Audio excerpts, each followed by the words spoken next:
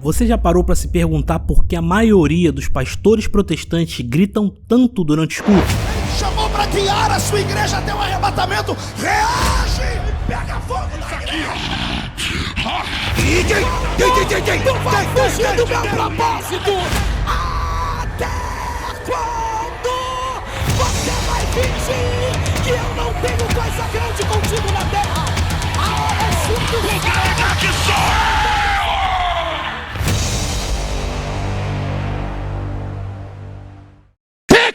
Essa forma de pregar a palavra não é algo que é feito apenas por tradição ou costume.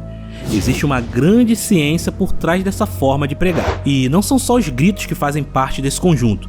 Você já deve ter reparado que cada vez mais igrejas têm investido em instrumentos musicais, bandas, equipamentos de som de última geração, jogos de luzes. Hoje temos igrejas totalmente pintadas de preto e com nome em inglês. E tudo isso é feito com um propósito bem definido: fazer do culto uma experiência super impactante, pois cada um desses pontos que eu falei são perfeitamente trabalhados para te emocionar. Isso faz com que os fiéis que frequentam aquela igreja sintam mais emoções durante o culto.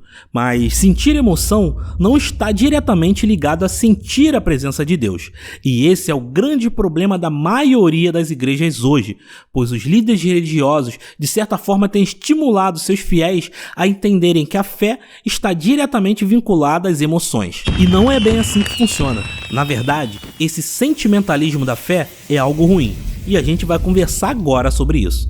Então, se você não é inscrito no canal, já clica aqui embaixo, se inscreve, ativa o sininho para estar recebendo meus vídeos em primeira mão, e no final do vídeo, se você gostar, deixa o seu like. Caso não goste ou discorde de algo que eu venha falar, deixe seu comentário e vamos debater mais sobre isso. Para muitas pessoas, a fé consiste em sentimentalismo, ou seja, é necessário que a pessoa sinta alguma emoção durante o exercício da sua fé para que ela realmente acredite que Deus está com ela. Por isso a gente vê muita gente emocionada, chorando, pulando, gritando, mas vazia por dentro, sem fé. É uma tendência das igrejas, principalmente as protestantes, apelarem para estes recursos emocionais. Vale usar de todas as formas para mexer com todos os seus sentidos, seja na forma do pastor falar, gritando, pulando ou até mesmo fazendo piada durante os cultos. Isso tudo mexe com o seu emocional. As músicas que no momento certo invadem o seu coração e te fazem chorar, com acordes lindos, diversos instrumentos, fora o show de iluminação com flash, raio laser, painel de LED, todo tipo de tecnologia está sendo aplicada dentro das igrejas com um propósito bem claro: te emocionar de alguma forma. Mas por que as igrejas investem tanto assim para te emocionar? Será que só a palavra de Deus transmitida de maneira simples, sem todo esse aparato tecnológico, não é capaz de fazer os fiéis se converterem? E será que o ser humano, quando está emocionado, ainda consegue raciocinar perfeitamente? Primeiro eu preciso definir para você o que é emoção. E segundo a psicologia, a emoção é uma resposta imediata que o seu corpo gera quando recebe algum estímulo. É preciso que alguma coisa mexa com você para que você se emocione. Mas essa emoção pode ser agradável ou desagradável. Tudo vai depender do estímulo que seu corpo está recebendo. Alegria, tristeza, medo, raiva são algumas das emoções mais conhecidas, mas existem outras dezenas de emoções que já foram listadas e estudadas por psicólogos. Algumas pessoas se emocionam com muito mais facilidade do que outras, o que pode ser um problema, pois o desequilíbrio entre razão e emoção faz com que os seres humanos tomem decisões precipitadas, movidas exclusivamente pela emoção, no calor do momento. E esse desequilíbrio emocional pode deixar as pessoas mais suscetíveis a serem influenciadas, principalmente por pessoas que estudaram e dominam bem esse campo da psicologia relacionado às emoções, que é o caso da maioria dos líderes religiosos. Durante a sua formação, eles aprendem técnicas para despertar emoções nos fiéis. Seja através da forma de pregar a palavra, você já deve ter reparado que a maioria dos pastores tem uma forma bem parecida de fazer as pregações. Usam frases de impacto, têm uma boa oratória, gesticulam bastante, às vezes gritam, pulam durante o culto. Além disso, durante a pregação do pastor, as luzes da igreja ficam bem fracas, em tom dramático, num cenário quase que cinematográfico. Ao fundo temos o som de um teclado lindo que vai complementando a fala do pastor. A música cresce quando o pastor quer causar mais impacto e diminui quando ele quer que a igreja fique mais tranquila. E tudo isso em perfeita sintonia, com o diretor musical que coordena a banda, com o técnico de iluminação que vai soltar a fumaça, as luzes, os lasers, tudo bem sincronizado para no momento certo causar aquela explosão de emoção dentro da igreja. onde tem gente que chora, tem gente que grita, tem gente que cai. Cada pessoa se emociona de uma forma diferente e intensa. E é nesse momento que elas dizem que sentiram verdadeiramente a presença de Deus. Mas será? Será que sentir a presença de Deus está diretamente ligado a se emocionar? E quem não se emociona com esse tipo de pregação? Será que não está sentindo a presença de Deus? Esse é o grande problema do sentimentalismo da fé. Claro que é impossível descrever a forma com que você sente a presença de Deus. Na verdade, é impossível até para mim tentar descrever como Deus age na minha vida. Então, tentar definir isso de alguma forma seria uma tarefa inútil e sem sentido, pois apesar de Deus ser único, ele se manifesta de infinitas formas na vida das pessoas.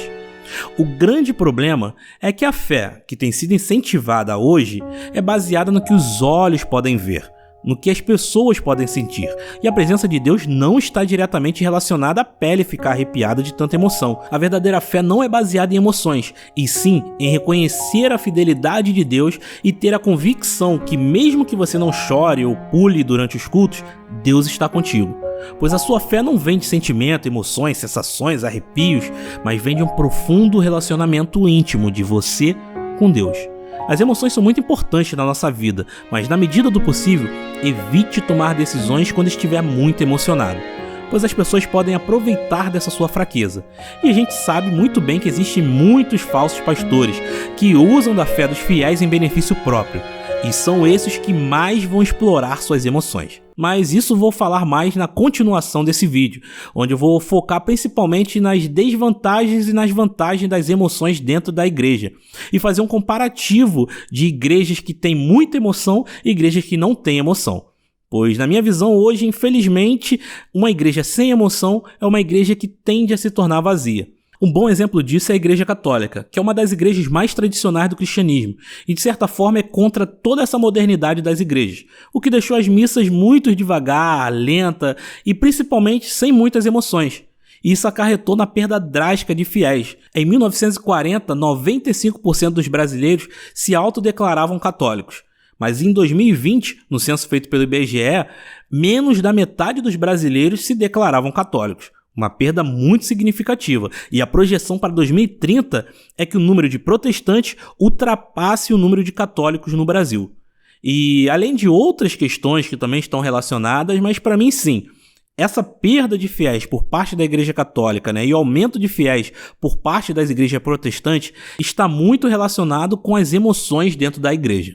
E a gente vai debater e desenvolver mais esse assunto num próximo vídeo. Quero que você entenda que eu não fiz esse vídeo com o intuito de atacar a igreja. E o intuito desse vídeo, dessa série de vídeos que eu vou fazer sobre as emoções dentro da igreja, na verdade é uma crítica e um alerta aos pastores, para que se atentem aos perigos de vincular a fé às emoções.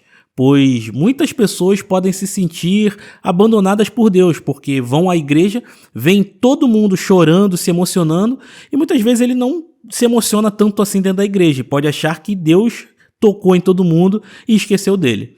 Então, de forma bem resumida, eu estou tentando fazer esse alerta para se desvincular as emoções da fé. Então, dependendo do ano que você está vendo esse vídeo, pode ser que eu já tenha lançado a parte 2, 3 ou a parte 4. Então, entra aí no canal, se inscreve, deixa seu like e procura por lá a continuação desse vídeo.